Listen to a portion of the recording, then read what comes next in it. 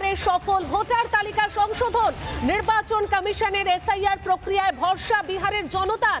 অংশগ্রহণ বিহারের 7 কোটি মানুষের।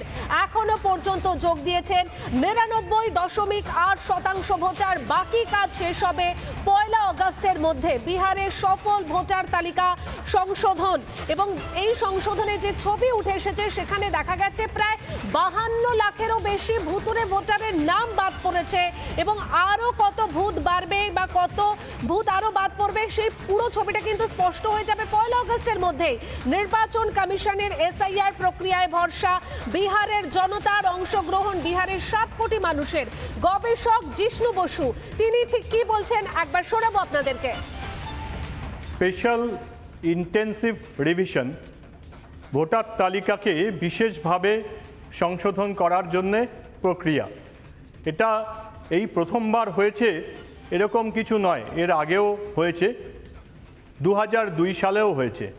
পূর্ব বাংলা থেকে আসা হিন্দু শরণার্থী পশ্চিম বাংলার বৈধ নাগরিক সারা ভারতবর্ষের কেউ তাদেরকে একজন পূর্ব বাংলা থেকে আসা হিন্দুকে এখান থেকে তাড়িয়ে দেওয়া বা ভোটার লিস্টের থেকে নাম বাতিল করার কোনো প্রশ্নই নেই।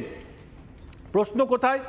যে ভোটার লিস্টের মধ্যে যদি অনুপ্রবেশকারী থাকেন তাহলে তার কাছ থেকে কি চাওয়া হবে? শুধুমাত্র বার্থ সার্টিফিকেট নয়, 11টা এরকম কাগজ, যেমন ব্যাংকের বই, নথি, তার ডোমিসাইল সার্টিফিকেট, পাসপোর্ট, কোনো না কোনো কিছু, মানে নিত্য জীবনের জন্য সেই মানুষটি যদি এখানে থাকেন তার বাবা মার কোনো কাগজ যাতে থাকেন, যে পরিষ্কার বোঝা যায় যে সেই মানুষটির এখানকার মানুষ, তিনি হঠাৎ করে বাংলাদেশ থেকে অনুপ্রবেশকারী নন।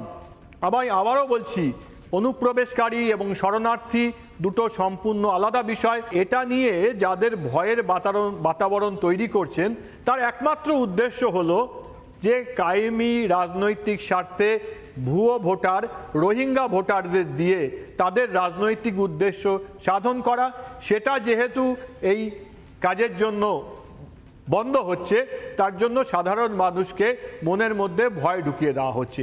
এছাড়া সাধারণ ভোটার তাদের আদৌ ভয় পাওয়ার কোনো কারণ নেই। অর্থাৎ জিষ্ণু বসু ব্যাখ্যা করে একদম বুঝিয়ে দিলেন যে যারা বৈধ ভোটার তাদের কোনো রকম ভাবে ভয় পাওয়ার কারণ নেই। আইনজীবী ফেরদৌস তামিম তিনি কি বলছেন একবার শোনাই আপনাদেরকে। যে কোনো দেশ তার দেশের নাগরিকত্ব কিভাবে দেবেন বা সেই দেশের নাগরিকত্ব পাওয়ার জন্য কি কি শর্ত পূরণ করতে হবে বা সেই দেশের নাগরিক কারা হবে সেই নিয়ে নির্দিষ্ট আইন থাকে। আমাদের দেশে যেমন সিটিজেনশিপ অ্যাক্ট রয়েছে। এছাড়াও আমাদের দেশে সংবিধানে নির্দিষ্টভাবে বলা আছে কারা এই দেশের নাগরিক। আমাদের দেশের জনবিন্যাস যদি কোনোভাবে পরিবর্তন হয়ে যায় বা পরিবর্তন করার চেষ্টা করা হয় তাহলে সেটা একেবারেই কাঙ্ক্ষিত হবে না। রাজ্য বিজেপির সাধারণ সম্পাদক জগন্নাথ চ্যাটার্জি এবং কংগ্রেস নেতা অধীর রঞ্জন চৌধুরীর বক্তব্যও রাখবো আপনাদের সামনে। বিহারের যে নোটিফিকেশন প্রকাশ হয়েছে সম্ভবত সেটি সারা দেশে প্রকাশিত হবে। তাতে স্পষ্ট বলা হয়েছে যে 2003 সালের ভোটার তালিকায় যদি আপনাদের নাম না থাকে, পরবর্তীকালে যে কোনো নাগরিক এখানে বসবাসের জন্য 11টি নথি চিহ্নিত করে দেওয়া হয়েছে। তার মধ্যে আপনারা স্কুলের সার্টিফিকেট দিতে পারেন, মাধ্যমিকের অ্যাডমিট কার্ড, স্কুলের সার্টিফিকেট দিতে পারেন, এলআইসির কোনো ডকুমেন্ট দিতে পারেন, ড্রাইভিং লাইসেন্স দিতে পারেন, জমির কাগজপত্র দিতে পারেন। ওই 11টি যে নথি প্রমাণের কথা বলেছে তার যে কোনো একটি সহ আবেদন করলেই তাদের নাম ভোটার তালিকায় থাকবে। কোনো ডকুমেন্টই নেই, স্কুল সার্টিফিকেট নেই, জমির কাগজ নেই, এলআইসি নেই, ড্রাইভিং লাইসেন্স নেই, ব্যাংকের পাসবই নেই, কোনো কিছুই নেই, কিন্তু তার শুধুমাত্র ভোটার তালিকায় ভোটার কার্ডটি আর রেশন কার্ডটি আর আধার কার্ড রয়েছে। সেই হচ্ছে সন্দেহজনক ভোটার এবং তাদেরই বাছাই করার কাজ নির্বাচন কমিশন করেছে। কিন্তু এই 11টি নথির যে কোনো একটি থাকলে আপনাদের কোনো চিন্তা করার কারণ নেই, কারণ নাম বাদ যাবে।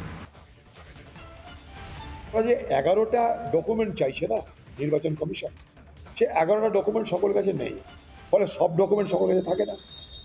রাতারাতি এই সমস্যা তৈরি করার আগে যদি ক্যাম্পেইন করতো নির্বাচন কমিশন দেশ জুড়ে যে আমরা আগামী দিনে এই করতে যাচ্ছি, এটা যে মানুষের উপর একটা বোঝা সৃষ্টি করছে, মানুষের যে অসুবিধা সৃষ্টি করছে, সেটা বুঝেছে বলে তো সুপ্রিম কোর্ট বলেছে মানুষের কষ্ট হচ্ছে, তাই আমরা বলছি।